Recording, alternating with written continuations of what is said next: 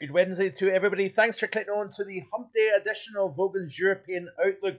We've got so many things going on at the moment, so now is the time, if you haven't already done so, to please subscribe to the channel. There is a lot of things to cover. We do have the core of this cold spell now setting in as we progress through the next couple of days, and we do have a gradual warming trend through the course of the weekend. Now, I did do a video yesterday and I want to just emphasize just a little couple of points. I don't want things getting taken out of context. I've obviously provided my ideas. I've given you the reasons why I think the potential is there for a prolonged period of mild once again. But remember what the forecast has been all along. Mild December, cold first half to January, milder second half to January. And obviously, I'm not including the month of February in that. I'm not writing off that that's winter done. It's only, we're only on the first 8 days of January, and I'm not throwing in the towel with regards to winter is over. So I just want to emphasize that point. I'm basing my ideas that based on not just purely models, but the models are backing it up. The Magellan Oscillation rotating into the Indian Ocean. We've got the polar vortex behaving the way it has been doing so. But it doesn't mean that that is a guarantee. Yesterday's video wasn't solidly a forecast to say this is exactly what's going to happen. It's purely raising the questions, asking the question, and providing the evidence to support the possibilities further down the road. So obviously we've had a cold first half to January. That is now written in stone. We are likely to see some of the coldest weather since probably 2021, when we had minus 23 at Braemar in Aberdeenshire on the 11th of February. We've seen several spots sub minus 20, and we have a shot at seeing that once again. Not necessarily minus 23, but certainly we have a shot at minus 20, I think, over the snowfields of northern UK as we progress through the next few nights. And I think really tonight is going to be the first really cold night, especially across southern Scotland and northern England, with snow-covered ground, light winds, and a cold air mass in place. The temperatures are already dropping off. Looking at the visible satellite imagery, very, very nicely shown. We do have rain, sleet, and snow across the far south of the UK. That snow band is a little bit further north than I initially thought. I showed you the Met Office output, I showed you the ECM output, and the modelling kept that snow band to the south of the coast. It looks as if we are seeing some snow over parts of southern England. So again, what I say is not gospel. What I say isn't necessarily it has to happen.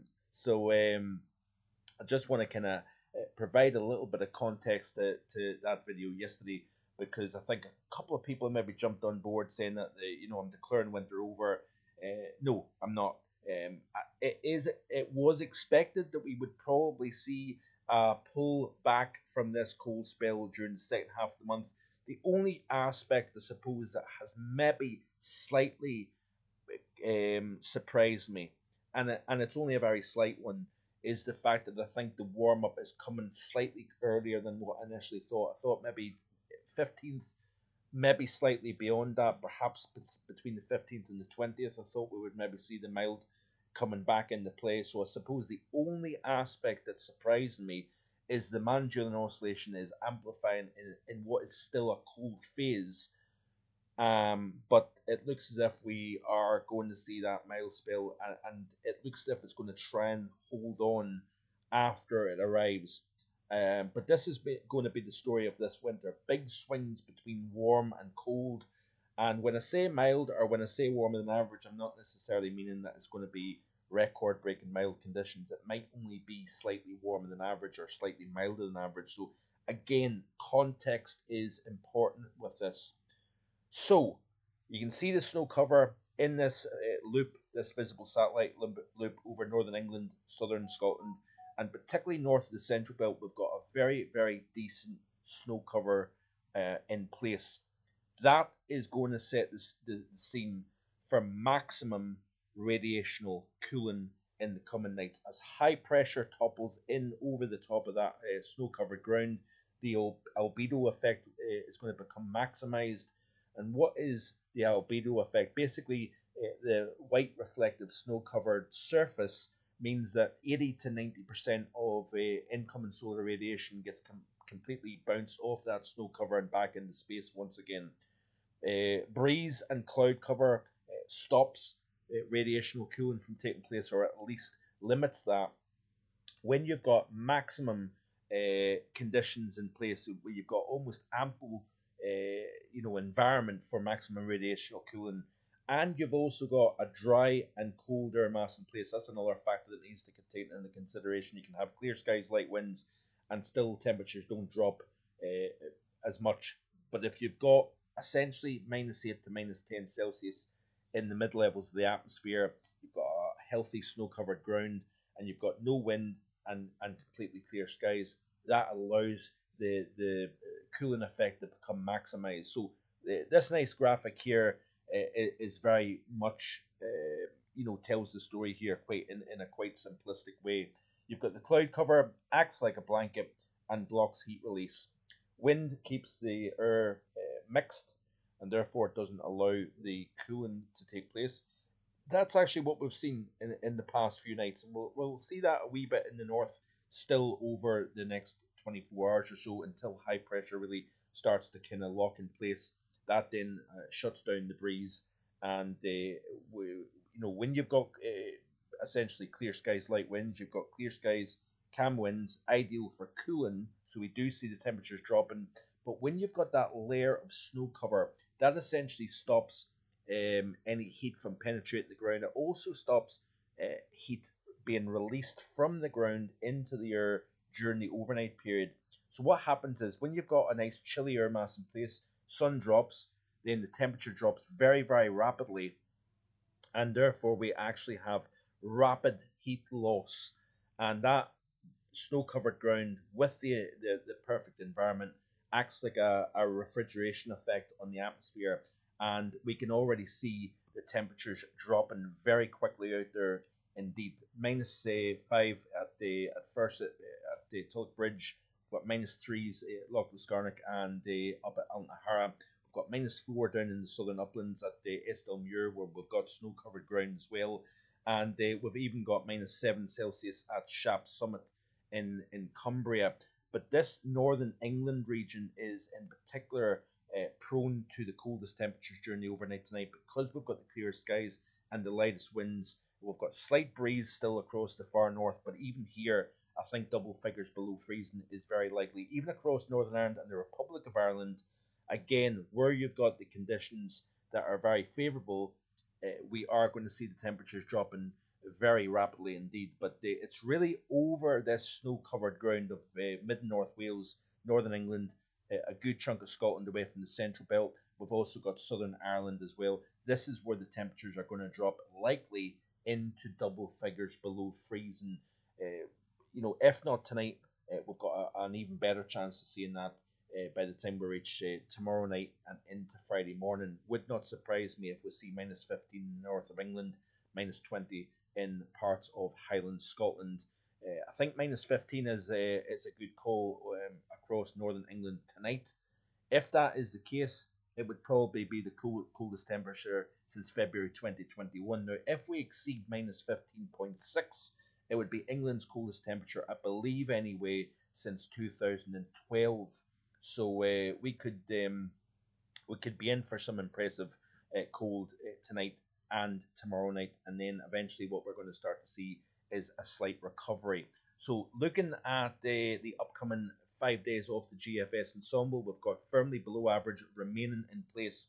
This is now between the 8th of January and the 13th of January. And then as we play through the sequence here towards the 10th through the 15th, you see that we're starting to weaken that cold anomaly across particularly mainland UK. We've actually got slightly warmer than average seen by the GFS. This is obviously over a 5-day period, remember. And then as we continue to play through, you can see here that we're starting to warm things up a little bit. Warmer than average, but not necessarily exceptional. But I think we are going to see widespread double figures above freezing by the time we reach Monday, especially across central and northern areas. Notice here that we've actually got a slight hangover of the cold spell across more southern portions of the UK, and then down into France, Belgium, parts of central and southern Germany is below average. The majority of the rest of the continent is warmer than average. Looking at the current snow depths, unfortunately, this is only for Scotland, but this is off Lee's Highland Weather Network, and we do have a substantial snow covered ground. And when you really do have a deep snow cover, that really does even enhance that refrigeration effect to the atmosphere. We've even got a centimetre of snow, by the way, up at Stornoway Airport. We've got 9 centimetres at Altnahara. Looks as if the prize goes to Loch Scarnock, and I'm tempted to possibly make a little trip up to there early Friday morning when we might be seeing temperatures close to -18, -20. So I might do a little live report on Friday morning, but wait and see. I can't guarantee that just yet. But even at Aviemore, we've got 13 centimetres. We've got 12 centimetres at Furset. We've got 5 at Aboyne. We've got 5 at Aberdeen. And even through the central belt now, Edinburgh is at 2 and Bishopton's at 1 centimetre of snow. And then Estelmuir, we've got 2 centimetres where the temperature continues to drop off. Now, looking at the model here, let's have a look and see what's going on across the far south of the UK then. So there's that system that is moving through the channel. We are seeing wintry precipitation breaking out. It's a mix of rain, sleet, and snow, but over moderate high ground, southwest into parts of the Downs, for example, we may be seeing a little covering of snow here. And then as we head further north, it's high and dry. Temperatures are continuing to fall away, and then we do have some wintry showers across parts of far northern UK. Now, the snow showers have been piling in. There's about 2 centimetres of snow here at Marfogan Weather HQ, and we do have a pretty decent snow-covered ground now, which means that the stage is very much set, I think, for some particularly chilly nights, both tonight and tomorrow night. Looking at the model then, so this is off the GFS. You can see that system then moving through the channel. A little bit of winteriness on the northern side of the circulation. Continue to see that northerly flow into far northern portions of the UK, but it's further south with shelter, with clear skies, with lighter winds. Central belt, southern Scotland, northern England, possibly even into the North Midlands as well. We have a shot at anywhere from -7 to -12 Celsius. Locally, -15 to -16. I think parts of Cumbria, inland parts of Lancashire, for example, and really right across to inland parts of County Durham, Northumberland, and Yorkshire, obviously, could definitely see some of the coldest nights in a few years here. Looking at the temperatures then, so in fact, we'll before we look at the temperatures, we'll play through this loop here. So continue to see the northerly flow. 850 temperatures are looking like this here. So you can see here, this is off the GFS model. We've got that colder locked in place, and then the high pressure that is just to the northwest of the UK, that is going to then build its way in. It locks in that cold, traps the cold in over the top of the snow cover. We are going to see sub-freezing daytime maximums tomorrow, and then it's really tomorrow night and into Friday morning we are likely to see the coldest temperatures. And like I say, it would not surprise me if we see a -20 somewhere in northern portions of the UK. And we could even see some very noteworthy cold even in the northern portions of England, by the way, as well. So this is as we move into Friday morning. There's that high building and settling in place. We spread out the isobars, meaning we've got very little in the way of wind. So therefore, we don't have that mixing that limits the cooling. So everything is in place for a particularly cold night. Notice that we've got milder air now knocking the door of Ireland and southwestern UK. But that chill holds on, if you notice. So we could have a very, very chilly day up and down the length of the breadth of the UK during the course of Friday. So while we're starting to see the slightly milder air moving into southwestern Ireland and even at the far southwest of England, we could have a hard time getting much above freezing, even into the south and the southeast of the UK. Solidly 0, -2, -3, anywhere from northern portions of England all the way up into the north of Scotland during the course of Friday. And then it's as we progress through, probably still holding on to the chilly air across much of mainland Britain as we progress through the course of Saturday. But notice that we are starting to pick up southwesterly winds here as we move into the day on Sunday. It looks as if Sunday is going to be that real changeover, and it could be a messy one as well. Remember, we've got a lot of snow covered ground, a lot of low level cold, and when you've got that mild air running over the top of that chilly air and the snow cover, that can create hazards in its own right. Look at the chilly air across the majority of mainland UK. So remember, it has been milder. It's turning colder here while we've got this warm push up the western side of Ireland and the UK here. But it's actually going to hold on to chillier conditions across more southern and eastern portions of England while we've got the minus 10 at the moment to +5 by the time we reach Sunday during the course of the day. And we've got that pinch in the isobars indicating that we're going to start to really pick up strong southwesterly winds as a consequence of that. So let's finish off by looking at the temperature forecast. So this is the current situation at Marfogan Weather HQ, minus 2.4. The temperature is bouncing around a little bit. There is slight breeze out there, but it's bouncing between -2 and -3.5. I would expect to see the temperatures dropping off even further. My site happens to actually be 2 years online as of today, and it might actually push for some of the coldest values that we've seen so far. But the road conditions continue to be very poor also across several areas of northern and western Scotland, and a couple of spots across the far northwest of England as well. We're seeing some showers blowing in. I think they're easing off, but the showers will continue across the far north during the course of tonight. But where you've got the relaxed winds and the clear skies, you're going to really see that temperature falling away very, very quickly indeed. Looking at the current temperatures according to the Highland Weather Network, so this is exclusively for Scotland, and you can see here that we're already seeing temperatures below the freezing mark. Over the snow covered ground, we're seeing -7 to -9 Celsius already in a few spots over towards Glen Affric, for example. But anyway, let's have a quick look and see what the temperature forecast is looking like off the Met Office model here real quick. We'll get back to the current period. So we're already talking temperatures, according to the model anyway, in the double figures below freezing. That is overdone for sure. But nonetheless, it's interesting how quickly it's seeing the temperatures coming down with the environment being very ample indeed. It's actually showing a -17 on the southern side of the Pennines. Central Pennines region is showing particularly cold there, -12, -13 southern uplands. It's equally the same for central Highland region. We've got slightly less cold the far north because of the exposure of the breeze here and wintry showers.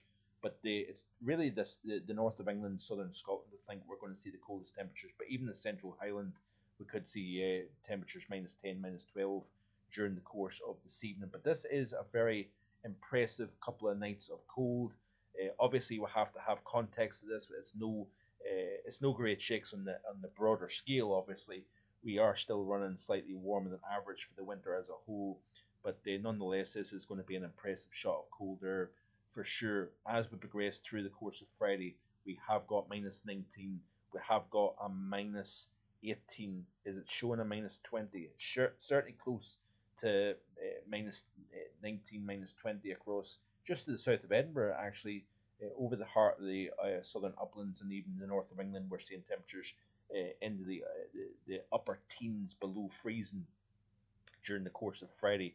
And then even into late Friday, we could be seeing temperatures rapidly drop off once again into early Saturday morning. We've got another shot at the mid-teens below freezing at the very least during Saturday morning, and then eventually that milder air will mix in. Staying cold, if you notice here, even the Monday morning across England and Wales, as we've got more settled conditions here. Southwesterly winds further north, meaning we've got a rise in temperature 5, 6, 7 Celsius. That is going to be quite the shock compared to what we've got in the coming nights to come. Anyway, I think I've spoken long enough. Dinner is ready. I'm going to be heading out to work soon. Hope you enjoy the rest of your Wednesday, and I'll see you tomorrow with more. Bye for now.